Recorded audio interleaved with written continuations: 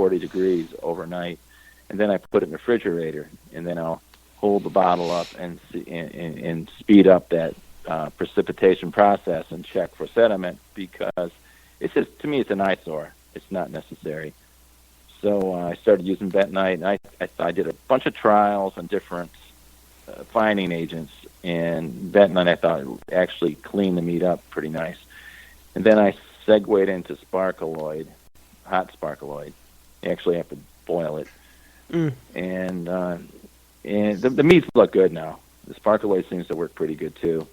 And there's things there's things you can do if you have a little bitterness. You can use gelatin.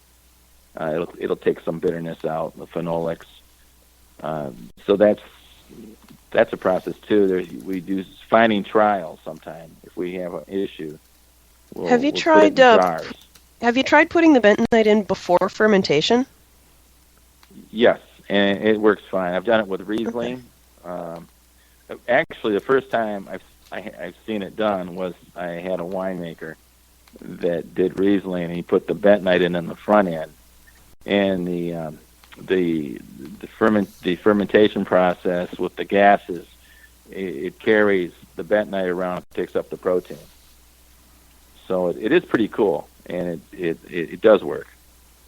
So you can do it on the front end or the back end. I've actually, been successful both ways.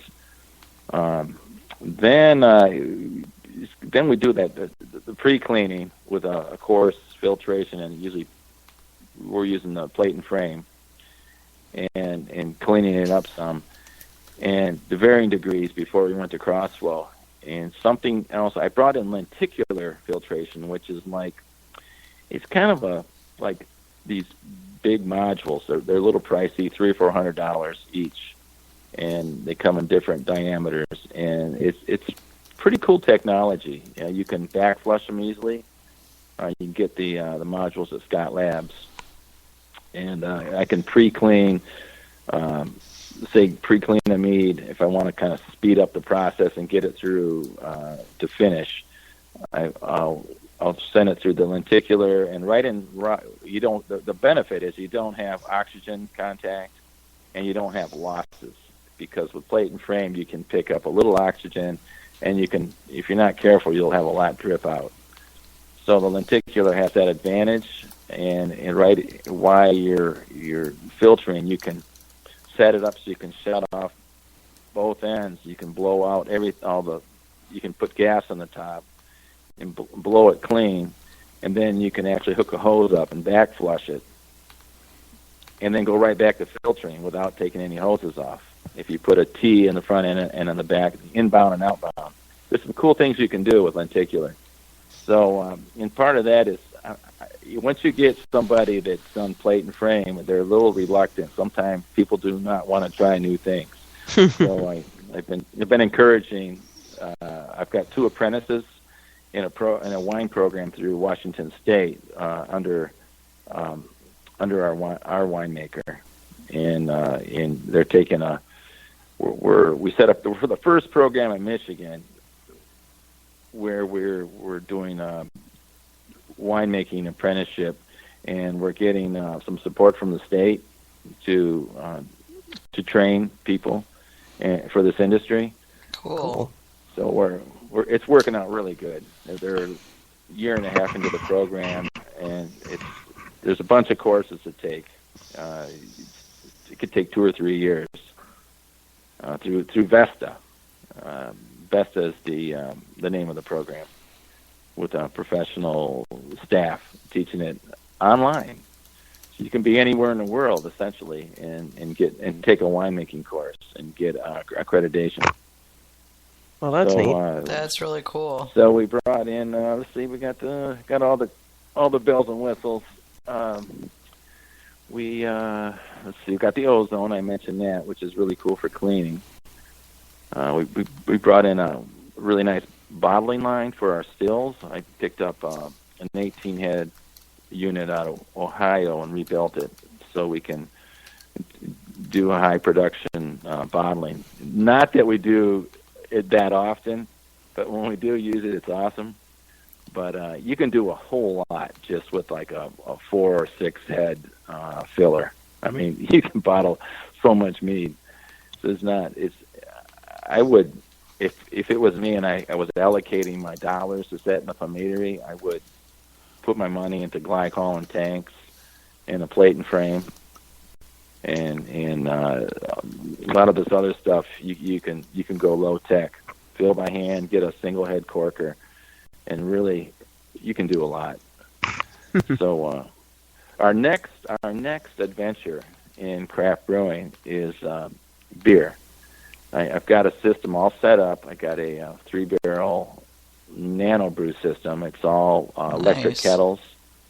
I can do 250 gallons a day, and I've got 3 7-barrel tanks set up for that. And I'm just waiting. I got my Michigan papers all done, and I just need that one last okay from the federal government, and we're ready to go. We've actually we've done some tests, but it's a little wonky bringing mead into a wine premise. Michigan's cool with it, but the feds get all hung up. Yeah, I was going to say, don't they want you to be in a separate facility specifically? Yeah, it's a yeah but thing. Oh. Interesting. What we had to do is you have to write a variant. So if you're in a room and there's a door and you want to cross, you're in a beer room, for instance, and you want to cross the floor, which is the wine room, to get out of the building, you have to have a variance just to walk across. Oh, so it's like a property. It's like a property variance then. Yes, yeah, but oh my God, one building. That's so funny. And you can do that. It's I did not know that. I'm sure there are meaderies out there right now that are scribbling like mad. Yeah, it got more technical for us with issues because we started in one building and we went next door. We bought 10 acres and built next door. I mean, it's just a short walk. Mm-hmm. But now we have 2 addresses, and their minds are twisted on having 2 addresses bonded. So we're just going to drop the original honey building, we just want it to go away. So what's going on is the craft beverage industry is changing so fast, and mead is an example. And now a lot of us mead makers want to do braggots, and you're getting to the beer world too, and they're adapting to the changes that we need to express ourselves in our craft beverage. So they're playing catch up. They are, yeah. But at least they're trying. Yeah. Daniel. Ready or not. Daniel Levy, who had asked earlier about the Tupelo honey, he asked me if I could ask you, and this is harking back to an earlier part of the conversation. We were talking about filtration and clearing. He wants to know: are you using bentonite and sparkleoid in the same batch? I have, but I kind of got away from the bentonite. But we might go back to it, and like we were talking, I might use a little bentonite on the front end, but finish with a little sparkleoid. And something else I tried, and it was from Scott Labs. I used a little bit of silica, liquid silica. It's just a small amount after the sparkleoid. It helps compact the leaves. Okay. It's just something else we're trying. This just in that the world of fining. You're just trying to get all the solids to settle out and speed up the process. Sure. It seems to work. Yeah, you can do both. Okay. He says thank you. Sure. Yeah, typically the way I've used it is when something won't clear, first I try the bentonite because it's easier, and then I try the hot sparkleoid because it involves heating. And I'm pretty sure that they both work on differently charged particles, so it's sort of the 1-2 punch. If one doesn't get got by it, then it should get got by the other. Yeah. That was my thinking on it. And Except for my frickin' banana wine. That refuses to clear. It refuses to clear. It's like your 10-year-old. It's like your 10-year-old Chateau plywood. You know, it just doesn't want to do it. Yeah. Now that I would have used the gelatin on, if I would have known about it, to reduce those phenolics. A gelatin finding can pick some of those up.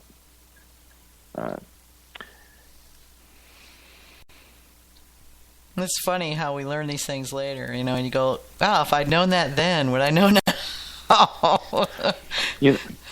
Here's what I would suggest: if you had enough, if you could spare enough mead, I would put some into some pint jars, and I would put a little, the appropriate bentonite in. I put the appropriate amount of hot sparkleoid in, and test them. And if you had something that was harsh, had some harsh phenolics on the finish, I would test it with gelatin, just in small amount, and see if it improves. And you always, of course, have a control one, and I put it in the refrigerator. As a matter of fact, my refrigerator at the winery is just plugged full of jars right now. We're running a lot of tests on. I looked in your lab fridge. It was stuffed full when I was there. When they gave me the tour, it was like, "There's the lab corner." I was like, "Oh, really? What's in the fridge?" "Oh my God, look at all that stuff." Well, something you could even try if you're concerned about stripping too much flavor is you could take, like, say, for instance, bentonite, and do do 4 different jars with varying amounts, and then do a sensory evaluation, and also visual for cleaning it. How long does it take? What does it taste like? And I think bentonite's pretty safe in mead. I think it actually cleans it up, and settles it out pretty nice. And of course, there's more than one kind of bentonite, and I don't even want to go there, but they vary a little bit, considering where they're sourced from. Yeah, like with wine kits, I've had some that come in little pellets that dissolve really easily, or, well, not dissolve, but absorb water really easily, and then the stuff that I get from my wine store, usually it says to soak it overnight. Some things I've picked up along the way is racking. I like to get things off the leaves pretty quick. It's just my preference, and it's just cleaner flavors. As soon as the fermentation gets close, get it right off and get it get it off, and then clean the tank and then go into fining after I get it off the leaves. And the same thing on wines. Something I have done on wines. Like white wines, I found it was very good, is I pre-fine the juice with Bentolac. Bentolac is I think it's a Scott Labs proprietary product that is bentonite and casein, and it just really cleans up the must, very nice. And I've taken gold using fining my juice before we ferment it. And I don't know if that would translate into mead, but it's, now that I'm talking about it, maybe I should try it. Things that make you go, Well, it depends on what you're dealing with. You got a straight traditional, but sometime with these fruit juices, it's worth a trial. If somebody out there if anyone tries it, let me know. But if you're doing a primary with the fruit, you only do it for a day. It's not a big deal, a day or so, and settle out some of the bigger, chunkier fruits and leave the juices behind to ferment. So, and there's so much, so many layers of the onion on fermentation. Yeah, there really is so many different variables, and people are always looking for like step by step. It always works this way, but it never actually works that way the same way twice. It's like no matter what, there's always some variable that inserts itself that makes things a little bit different this time. It's something I've read it on Got Mead